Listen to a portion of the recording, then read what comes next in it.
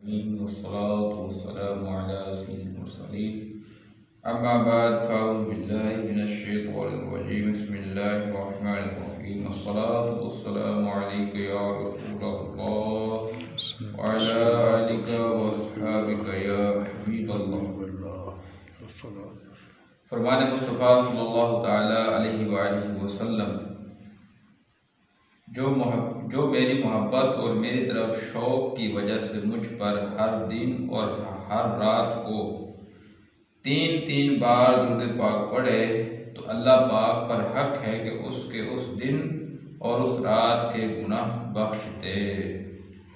صلو علی الحبیب صلی اللہ تعالی علی محمد صلی اللہ علیہ وسلم. حجاج بن یوسف ایک مرتبہ سخت گرمیوں میں دوران سفر حج مکہ مکرمہ و زاد اللہ شرف و تعظیمہ کے درمیان ایک منزل میں اترا اور دوپہر کا کھانا تیار کروایا اور اپنے چوکیدار سے کہا کہ کسی مہمان کو لے آؤ.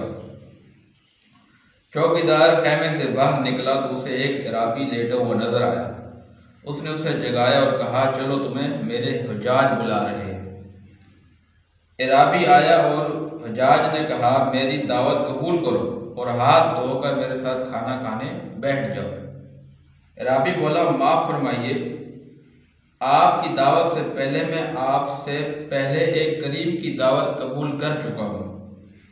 حجاج نے کہا وہ کس کی؟ وہ بالا اللہ تعالیٰ کی جس نے مجھے روزہ رکھنے کی دعوت دی اور میں نے روزہ رکھ لیا. حجاج نے کہا اتنی سخت گرمی میں؟ عرابی نے کہا ہاں، قیامت کی سخت ترین گرمی سے بچنے کے لیے. حجاج نے کہا آج کھانا کھا لو اور یہ روزہ کل رکھ لینا. عرابی بولا کیا آپ اس بات کی ضمانت دیتے ہیں کہ میں کل تک زندہ رہوں گا؟ حجاج نے کہا یہ بات تو نہیں. عربی بولا تو پھر وہ بات بھی نہیں. یہ کہا اور چلا گیا. اللہ عز و جل کی ان پر رحمت ہو اور ان کے صدقے ہماری بے حساب بخشش اور مغفرت ہو. حضرت سیدنا نافع رضی اللہ عنہ فرماتے ہیں کہ حضرت سیدنا عبداللہ بن عمر رضی اللہ عنہ اپنے بعض ساتھیوں کے ساتھ ایک سفر پر تھے اور راستے میں ایک جگہ ٹھہرے اور کھانے کے لیے دسترخوان بچھایا. اتنے میں ایک چراوا یعنی بکریاں چرانے والا وہاں آیا. آپ رضی اللہ تعالیٰ نے فرمایا آئے دسترخوان سے کچھ لے لیجئے. اس نے عرض کی میرا روزہ ہے. حضرت سیدنا عبداللہ بن عمر رضی اللہ عنہ فرمایا کیا تم اس سخت گرمی کے دن میں نفل روزے رکھے ہوئے ہو جبکہ تم ان پہاڑوں میں بکریاں چراتے ہو؟ اس نے کہا اللہ کی قسم میں اس کے لیے کر رہا ہوں کہ زندگی کے گزرے ہوئے دنوں کی تلافی یعنی بدلہ کر لوں. آپ رضی اللہ تعالیٰ عنہ نے اس کی پرہیزگاری کے امتحان لینے کے ارادے سے فرمایا کیا تم اپنی بکریوں میں سے ایک بکری ہمیں بیچو گے؟ اس کی قیمت اور گوشت بھی تمہیں دے دیں گے تاکہ تم اس سے روزہ افطار کر سکو. اس نے جواب دیا یہ بکریاں میری نہیں ہیں، میرا مالک کی ہیں. آپ رضی اللہ عنہ نے آزمانے کے لیے فرمایا مالک سے کہہ دینا کہ بھیڑیا ان میں سے ایک کو لے گیا.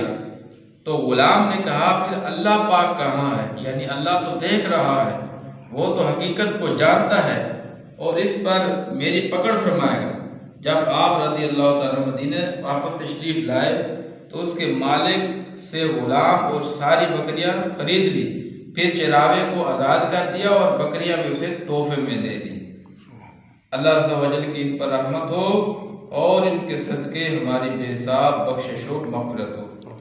تو الحمدللہ آج رمضان المبارک کا پہلا جمعہ ہے.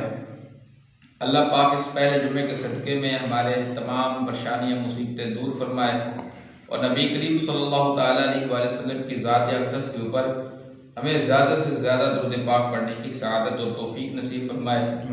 جیسا کہ رمضان المبارک میں نفل کا ثواب فرض کے برابر اور فرض کا ثواب 70 گناہ کر دیا جاتا ہے، تو اسی طرح رمضان المبارک میں درود پاک کا ثواب بھی بڑھا دیا جاتا ہے.